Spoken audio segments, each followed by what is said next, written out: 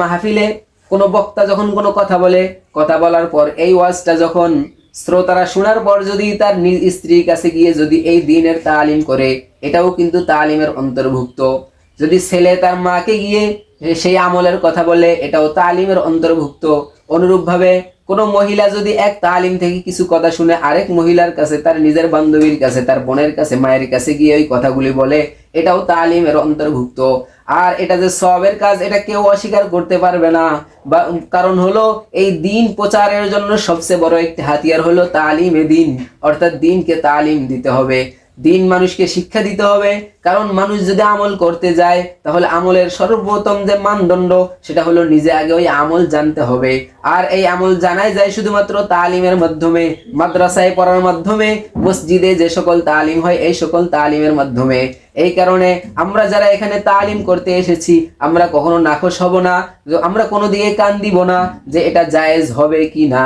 আমি বলি এটা অবশ্যই জায়েজ হবে, কারণ রাসূল সাল্লাল্লাহু আলাইহি ওয়াসাল্লাম যেহেতু আদিষ্ট হয়েছিলেন তালিমের জন্য। প্রত্যেকটা যুগেই কিছু কিছু মানুষ এমন রয়েছে যারা দ্বীনের জন্য জান প্রাণ সবকিছু উৎসর্গ করে দেয়, তারাও কিন্তু এই আদিষ্ট হয়েছেন এই দ্বীনকে প্রচার করার জন্য।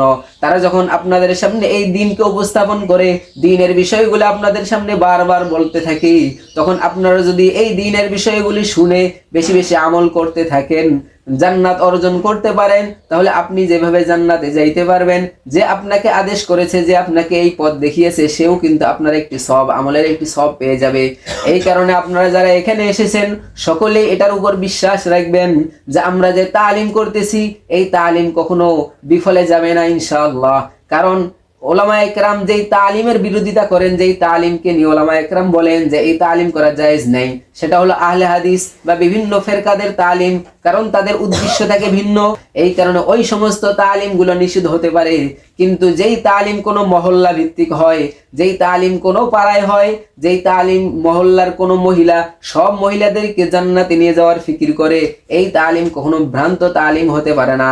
এই কারণে আমি আপনাদের সকলকে বলবো, আপনারা যে এই তালিমে এসেছেন, এই তালিমে দু চারটি কথা শুনবেন, এগুলো নিজেরাও আমল করবেন, অপর যারা আপনাদের নিজেদের মধ্যে যারা রয়েছে, যে সকল মহিলা রয়েছে, তাদেরকেও দাওয়াত দিবেন। ইনশাআল্লাহ অবশ্যই এর প্রতিদান আপনারা পেয়ে যাবেন। যারা হিংসা করবে তারা হিংসা করবেই, কারণ পৃথিবীর শুরু লগ্ন থেকে নিয়ে এই পর্যন্ত এমন কোনো সঠিক রাস্তা নেই যেই সঠিক রাস্তার বিপক্ষে আরেকজন ছিল না।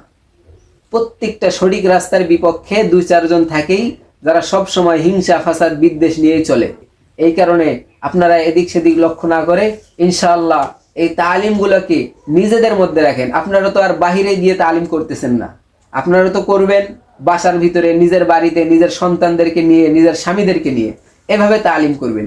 আর এগুলো কখনো নাজায়েজ হইতে পারে না। আর সবচেয়ে বড় বিষয় হলো, আপনারা যারা জনসাধারণ রয়েছেন, আপনারা কিতাব থেকে তালিম করবেন। কিতাব থেকে তালিম করলে কখনোই কেউ আপনাদেরকে কখনো নিষেধ করবে না। নিষেধ হয়তো এই জন্য করতে পারে যে আপনারা যখন কিতাব ছাড়া নিজেদের মন গড়া কিছু কথা বলবেন, তখন ওলামা একরাম নিষেধ করবে যে না, এই তালিম ঠিক না। কিন্তু যখন আপনারা কিতাব থেকে তালিম করবেন, নির্দিষ্ট কোনো কিতাব, আল্লাহওয়ালা আকাবির হাদিসের কোনো কিতাব থেকে যখন তালিম করবেন, তখন আপনার এই তালিমের ব্যাপারে কেউ দ্বিমত পোষণ করবে না, সকলে আপনার এই তালিমকে সঠিক বলবে। এই কারণে আমরা যারা বাংলা পড়া মোটামুটি জানি, আমরা কোনো কিতাব থেকে নির্দিষ্ট সময়ে নিজেদের পরিবারে, নিজেদের গ্রামে দূরে যাওয়ার দরকার নেই। আমরা নিজেদের গ্রামে অথবা নিজেদের পরিচিত লোকদের মাঝে আমরা একটা তালিমের ব্যবস্থা করব। এইভাবে আমরা তালিম চালিয়ে যাব ইনশাআল্লাহ। কারণ এই তালিমের মাধ্যমেই মানুষ দিন জানতে পারে, দিন জানার পর তার ভিতরে আমলের উৎসাহ আসে, উদ্দীপনা আসে, এভাবেই সে আমল করতে পারে। কারণ যে জানে না, সে আবার আমল করবে কিভাবে? আল্লাহ পাক রব্বুল আলামিন আমাদের সকলকে যে সকল বিষয়গুলি বললাম, ওগুলো বোঝার তৌফিক দান করুন।